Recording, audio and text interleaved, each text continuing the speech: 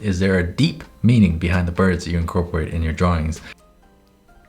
I don't think so. They're just really fluffy.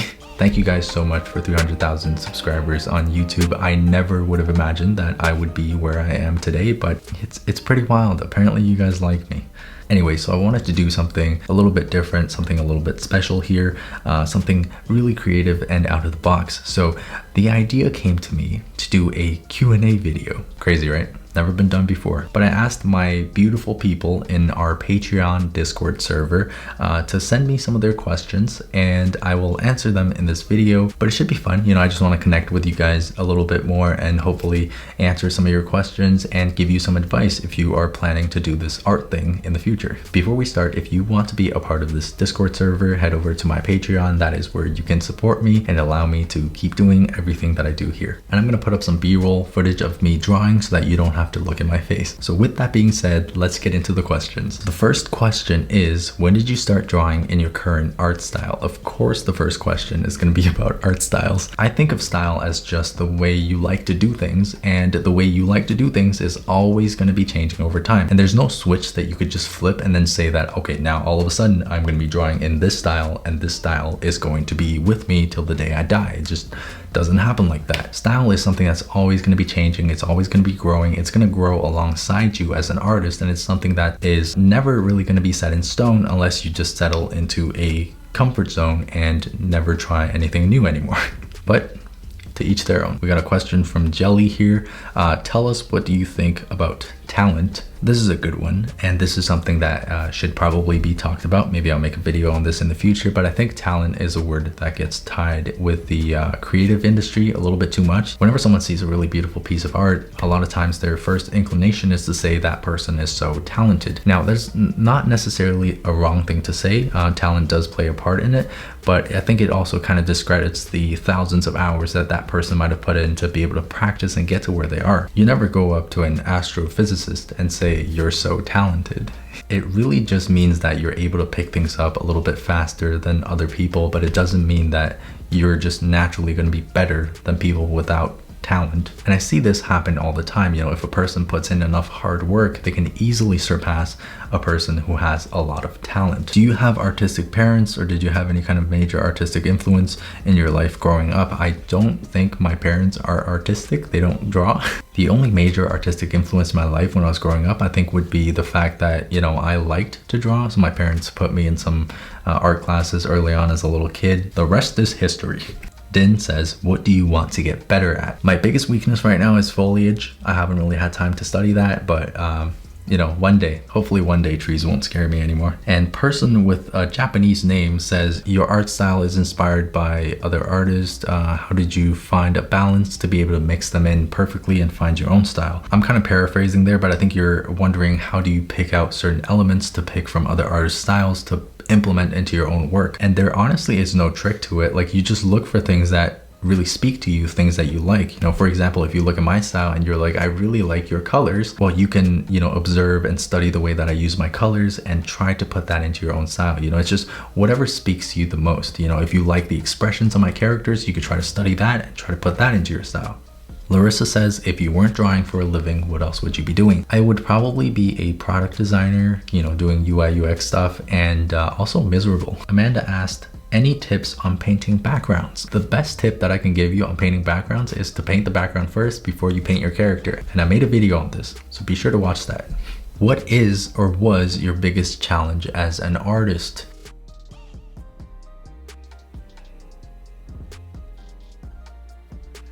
I think my biggest challenge as an artist right now is being able to divide my time up in a way where I can get enough drawing in while still completing all of my other tasks. Do you think it's really important to find a style and keep it? I do not think it's important to find a style and keep it. In fact, you shouldn't keep your style. You should keep growing. Just go with the flow and see where that style takes you. How do you start making a living on art? You know, there are many ways to go about this. You could try to break into the industry and work professionally for an employer who is going to pay you to draw things. Or you can take the approach that I've taken, which is make a name for yourself, put yourself out there, gather a community of people who are willing to support you, which is not very easy to do. And there is less stability in this field than if you were to be working for a professional employer. I mean, you could also take freelance work. You know, there's just a whole lot of different ways that you can make money as an artist. You have to figure out what's best suited for you and your specific skill set. Struby asked, how do you keep art fun in the long run without burning out? I think for me personally, in order to keep things fun, I have to experience some kind of growth. So I like to challenge myself with learning new things and trying to implement new things into my art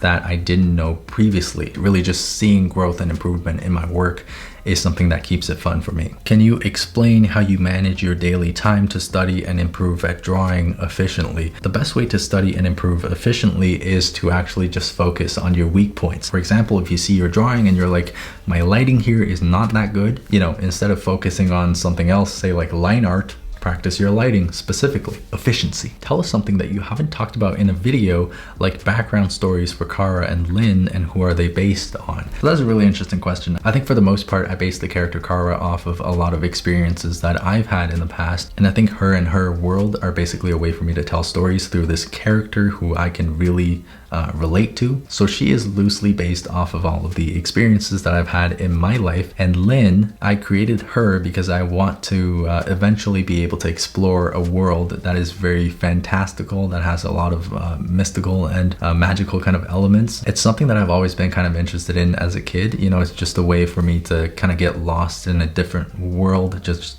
completely in my head. So there's that. Hopefully I'll be able to, you know, put that into a book or something in the future. How do you go about picking the right colors? This is a loaded question. You got to understand your color theory and you got to understand how values work. It's very complex. So let me try to explain this, okay?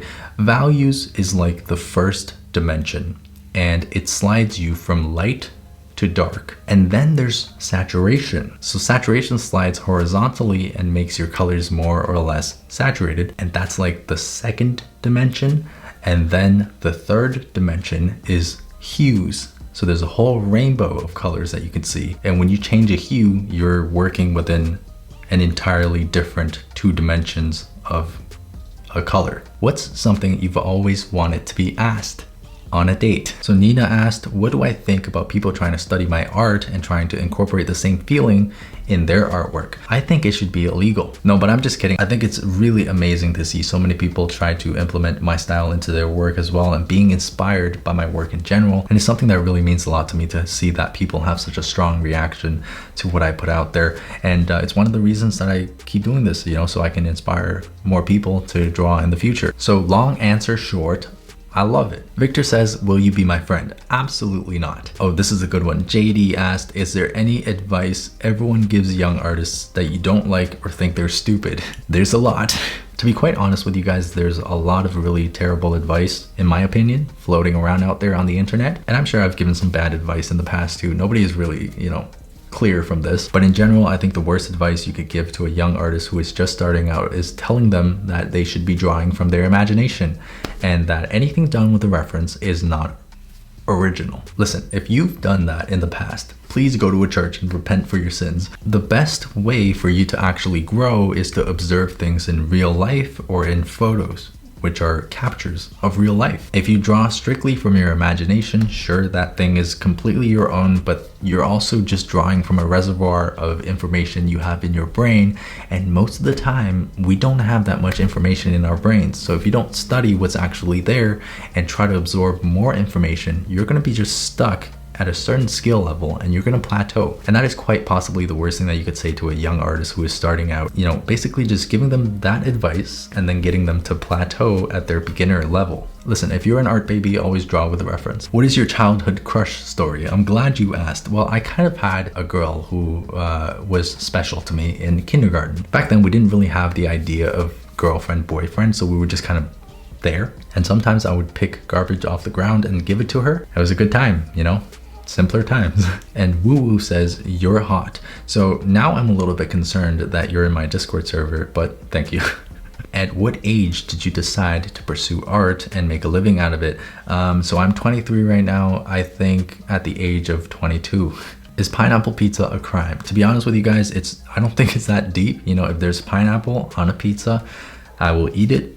If there's no pineapple on a pizza, I will eat it. Are you planning to make your art book? Yes, I am planning to make some art books, hopefully 2022, but I'm not going to give you guys any hard deadlines so that you guys don't have expectations. Without expectations, you can't be disappointed. And Kalaska asked, how do you know when it's time to make the jump into being a full-time artist? I think you just gotta know how much money is enough money for you to actually live off of, you know, like how much money can you make from doing this and how much money do you need to support yourself? Do you have enough money saved up to be able to support yourself doing this full time for a period of time before you actually start to make a livable wage from being an artist? It's honestly all about your personal circumstances, and I don't know your personal circumstance, so it differs from person to person. But for me, I think it was when I started making, you know, close to minimum wage, I was like, okay, I can do this full time. When did you start to notice significant improvement in your art? I just kind of dropped my blindfold and decided to look at other really skilled artists,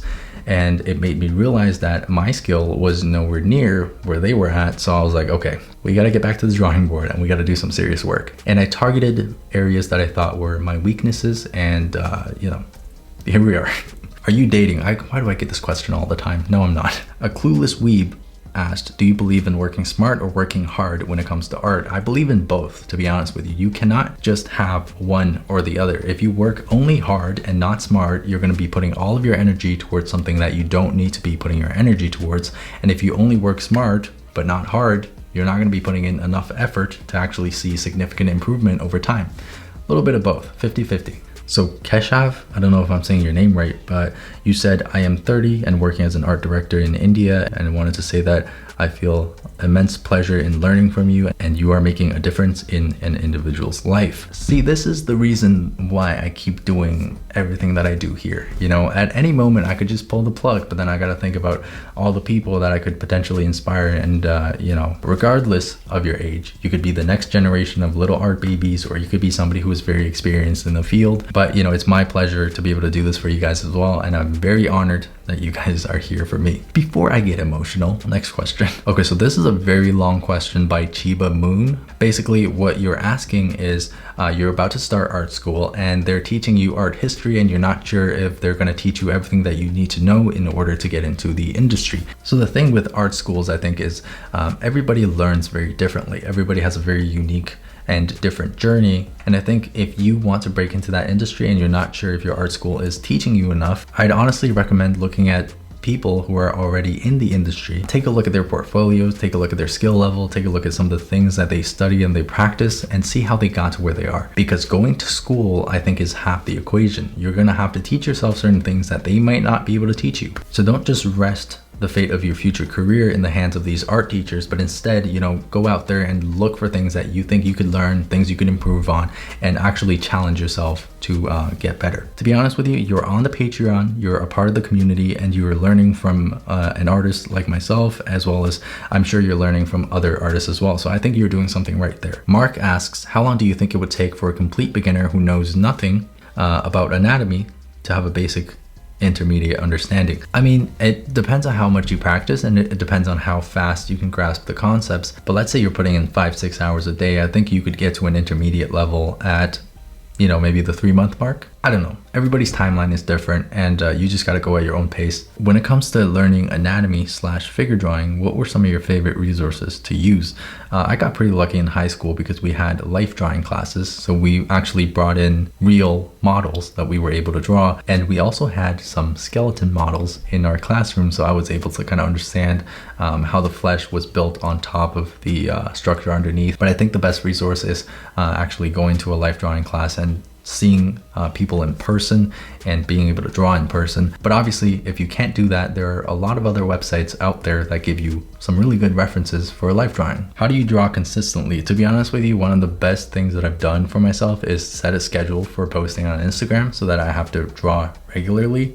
Otherwise, I don't think I would be drawing as consistently as I do now. How much time do I spend drawing each day? This varies from day to day depending on my schedule. Sometimes I gotta do video editing. Sometimes I just straight up do not have the time to be able to do it. But when I do draw, I like to draw for maybe a couple hours a day. If I'm really feeling it, I might be drawing for like 9-10 hours a day and finishing like 3 different paintings in that single day. Do you think aliens are real? Absolutely. How do you get past art block? If I'm feeling like I'm in an art block, I definitely don't force myself. You know, I don't try to look very hard for references to just pull me out of that block. You know, I just step away, I do something else. Because sometimes you just gotta accept that maybe you're not having it that day, and it's fine to just move on and come back tomorrow. Do you speak any other languages? I speak Mandarin and very broken French. Bonjour. Will you ever do another collab? Ross Draws? Ross, if you're down, hit me up. This is so funny. Angelina asked, is there a deep meaning behind the birds that you incorporate in your drawings? I don't think so. They're just really fluffy. This is a good question. Jade asks, how do you get over the fear of sharing your art, and what pushed you to start your Instagram and share yours? Listen, this is the thing, okay? So when I started, I was like, hey, I got nothing. So I got nothing to lose. I have 0 followers, so it's really only up from here. Gina asked for tips for aspiring professional artists. The number one thing, okay?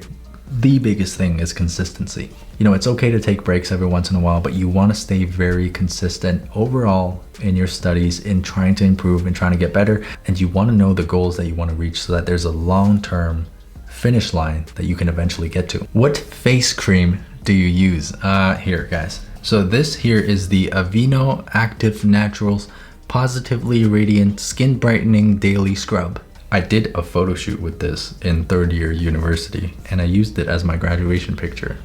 How well can you dance? Just think of Sam trying to twerk. That is not gonna happen in this video, you guys. Absolutely not. Can you grow a beard, please? Dude, I would grow one if I could grow one, but I got these genes. They don't work with me, man. How often do you do traditional art? Ooh, maybe 3-4 times a week if I'm not too busy, but during the busy weeks, I just don't. Sometimes, you know, it's just not enough energy, not enough time, but I do love my sketchbook very much. And last question by Red Dragonfly Art. How did you improve your art teaching skills? Most of your explanations are to the point and easy to comprehend. Is there any resources that you would recommend for that? To be honest with you, I think for me personally, this is just something that I've always enjoyed doing. You know, I've always enjoyed explaining concepts to people, and I've been told by my friends that when I explain things, it's pretty easy for them to understand. So maybe it's talent. God, I hate that word.